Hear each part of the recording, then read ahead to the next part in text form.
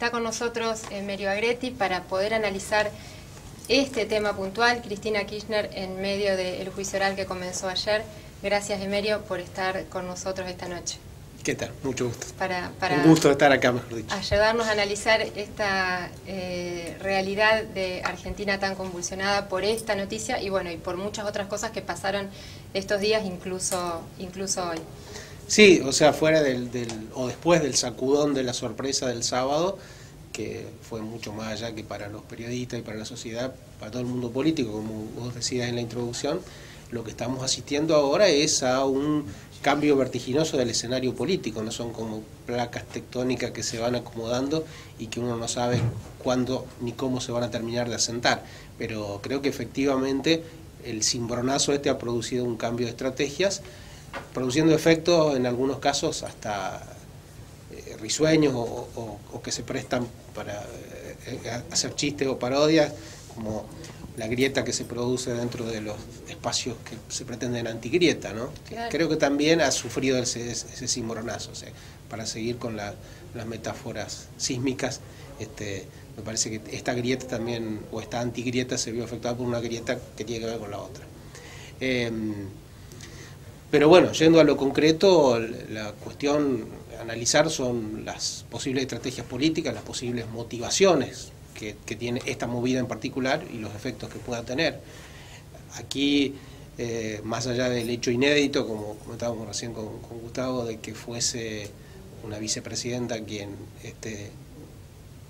una candidata a vicepresidenta quien elige a su candidato a presidente, quien pone a su candidato a presidente, digamos, seamos precisos con los términos. Sí, lo dice. Es una circunstancia inédita, ¿no? Porque, bueno, estamos bastante acostumbrados en la historia del país y del mundo a los delfines o a la persona que está en las bambalinas del poder, que digita a su sucesor o a la persona que quiere que se haga cargo, pero muy difícilmente lo acompaña en la fórmula, como es este caso. Creo que esta es una circunstancia inédita que habrá que ver cómo repercute y para qué es. Eso es lo que no está claro todavía. ¿Por qué ella tomó esa decisión de correrse a un costado? Bueno, todo el mundo creía que ella era la candidata a presidente. La razón que se esgrime tiene fundamento, tiene asidero, como correrse del puesto principal por considerarse o asumirse como una figura que genera divisiones, que genera rechazo. Tiene más allá de la alta intención de voto, también tiene una muy alta imagen negativa. Entonces, buscar una figura más atemperada, no tan irritante en alguna medida, que funcione, por un lado, como un lavado de cara de la fórmula, y por otro lado, como una muestra de la vocación de conciliación, porque no hay que olvidar que Alberto Fernández se fue en su momento del gabinete con críticas que ahora poco forzadamente sostiene, no se puede decir, no se puede contradecir, entonces ha morigerado el discurso, lo ha reorientado, pero no se contradice, no se desdice, él sigue admitiendo la corrupción en el gobierno kirchnerista, los errores, y bueno, lo ve como cuestiones que hay que asumir, que hay que afrontar, que hay que corregir y evitar que vuelvan a repetirse. Más allá de algún comentario desafortunado que no queda claro sobre los jueces. Claro. Sí, pero él evidentemente busca temperar un poco la ebullición de los sectores más duros del kirchnerismo, que prácticamente hablaban terminar con la Constitución, terminar con el Poder Judicial, o sea, terminar con el sistema republicano, romper lanzas con el mundo, digamos, romper lanzas con el Fondo Monetario, ir de nuevo a un default como una decisión política. Todo esto que es una locura absoluta, sí, que no se ve ni siquiera en los países africanos más atrasados. Bueno, esto se le ocurrió a un grupo con determinado peso dentro. De hecho sigue siendo el discurso de Máximo Kirchner. Entonces, ¿cómo se va a conciliar el discurso del candidato a presidente del espacio con el de el hijo de la conductora del espacio? Yo creo que hubo un cierto acto de responsabilidad, me parece a mí, por parte de Cristina Kirchner, al buscarlo a este hombre que sale a hablarle a los mercados de una manera distinta, diciendo se va a honrar los acuerdos con el Fondo Monetario Internacional, que por otra parte son los únicos es el único organismo que nos presta dinero, y además nos presta dinero en una tasa de país equilibrado y con determinado nivel de desarrollo. Pagamos tasas del 4%, cuando en realidad el riesgo país estaba, no sé, yo cuando me fui de viaje estaba entre los 900 y los 1000 puntos, que significa 9 o 10% por encima de la prime rate norteamericana. Quiere decir que el crédito argentino, en el caso de conseguirlo en el mercado voluntario, está pagando un 15% de interés, ¿no? Más todavía de lo que se le llegó a pagar a Hugo Chávez por aquellos préstamos de hermanos latinoamericanos que nos cobraba el 14%. Que era realmente usurario.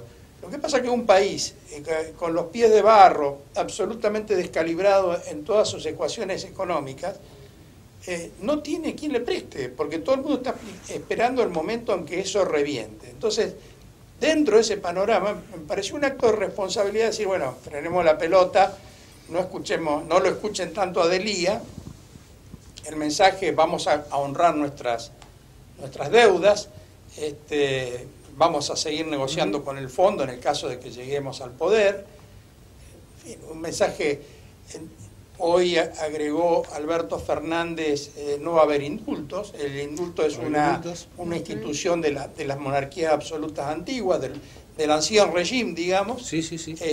No va a haber guerra contra los medios. No va a haber guerra contra los medios, o sea, vamos a convivir. Esto desde el discurso. Claro. Porque también sabemos qué es lo que pasa con el kirchnerismo una vez que tiene el poder en la mano, ¿no? El discurso se disuelve rápidamente, pero al menos el mensaje ha apaciguado las cosas y ha contribuido a que la Argentina se serene un poco. Sí, funcionó como un paragolpes. Lo que podía haber sido una reacción muy fuerte contra la previsible candidatura de Cristina, que es la que se produjo cuando presentó el libro, ¿no? Sinceramente, se generó toda esa convulsión. Ahora eso se hubiese multiplicado con el anuncio de la candidatura presidencial. O sea, se atemperó. El efecto Fernández fue el de atemperar. Después, ¿cuál es el destino de eso, más allá del efecto inmediato? Si efectivamente la idea es que llegue a ser presidente, si es una moneda de cambio para eventualmente tratar de propiciar una unidad con otros sectores del peronismo. Ahora se lo está tratando de traer a Sergio Massa, al redil.